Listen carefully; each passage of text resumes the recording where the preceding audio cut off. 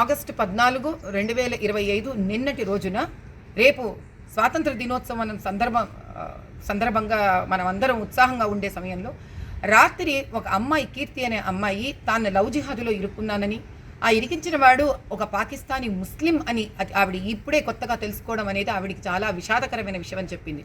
చెప్పిన వెంటనే బంజారా హిల్స్లో అతని మీద రిపోర్ట్ చేయడం జరిగితే అదే బంజారా హిల్స్ సిఐ చాలా కొద్ది సమయానికే అతన్ని అరెస్ట్ చేసి విడుదల చేయడం జరిగింది.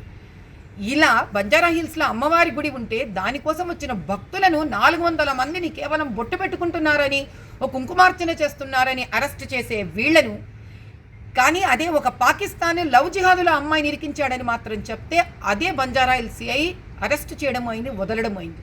ఇది ఇంత చిన్న విషయం కాదు. ఇతని ఇంట్లో 5 మంది పరివారం, తల్లి, ఇంకో 2 తమ్ముళ్ళు, ఒక చెల్లెలు. వీళ్ళందరికీ ఇంకా ఇండియన్ సిటిజన్షిప్ రాలేదు. ఇతను మాత్రమే ఫహీద్ CAA కింద ఇండియన్ సిటిజన్షిప్కి ఇతను అప్లై చేశాడు. 2018లో ఇతనికి ఇండియన్ సిటిజన్షిప్ వచ్చింది. కానీ అంతకన్నా ముందే పరివారానికి అంతా కూడా దొంగ ఓట్లు వేయడానికే ఓటర్ ఐడీలు కూడా ఇష్యూ చేయడం జరిగింది. ఎక్కడికి వెళ్తుంది తెలంగాణ రాష్ట్రం? ఈరోజు వీళ్ళు పాకిస్తానీ వాళ్ళు, రోహింగ్యాసు, ఆఫ్రికన్సు, నైజీరియన్సు, కెన్యన్సు, ఇలా తెలంగాణ మొత్తము V6 స్టూడియో వెనకవైపు బస్తీలలో, పారామౌంట్ బస్తీలలో, బంజారా హిల్స్లో, ఫిలిం నగర్లో కుప్పల మంది నిండిపడి ఉన్నారు. వీళ్ళ ఆడపిల్లల జీవితాలను ఏం చేస్తారో తెలియదు. మీ ఇంటి పక్కన ఎవరున్నారో తెలియదు. కాలేజ్లో అడ్మిషన్స్ వీళ్ళకే విడిపోతున్నాయి. ఉద్యోగాలు వీళ్ళే చేస్తున్నారు.